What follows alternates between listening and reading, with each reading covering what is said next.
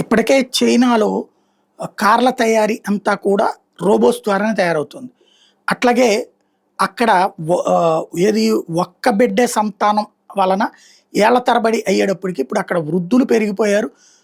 ఆడో, మగో ఎవరో ఒక పిల్ల ఉండేటప్పటికి ఇప్పుడు ఏమైపోయింది అక్కడ ఆడపిల్లల కొరత ఏర్పడిపోయింది. ఒక్క బిడ్డ అనేటప్పటికి అందరూ మగపిల్లలు కన్నారు.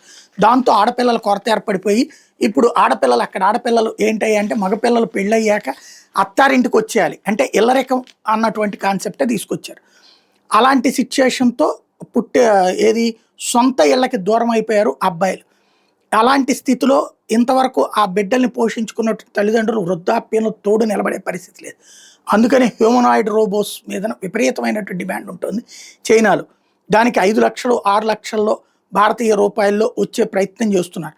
ఇప్పుడు టెస్లా వాళ్ళు తయారు చేస్తున్నటువంటిది ఏదైతే స్టార్లింక్ వాళ్ళు తయారు చేస్తున్నటువంటి రోబోస్ వచ్చేటప్పటికి 20 లక్షలు 25 లక్షల రూపాయల దాకా ఉంటుంది హ్యూమనాయిడ్ రోబోస్.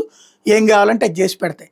ఇప్పుడు అదే రోబోస్కి సంబంధించి ఇంకా వివిధ అక్కడ వ్యాపారాల్లో వీటిలో కూడా పెట్టడానికి ప్రిపేర్ అవుతున్నారు. చైనాకి సంబంధించినటువంటి సంస్థ ఒకటి $685 మిలియన్, టోటల్గా 5 బిలియన్ల అంటే $685 మిలియన్ అంటే 5 బిలియన్ల చైనా కరెన్సీ.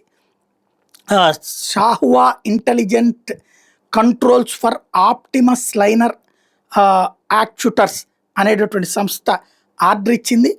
వాళ్ళకి 2026 కల్లా ఈ రోబోస్ని సప్లై చేయాల్సినటువంటి అవసరం ఉంది. ఓవరాల్గా వచ్చేటప్పటికి 1,80,000 ఆప్టిమస్ యూనిట్స్ ప్రిపరేషన్కి రంగం సిద్ధం చేస్తుంది టెస్లా.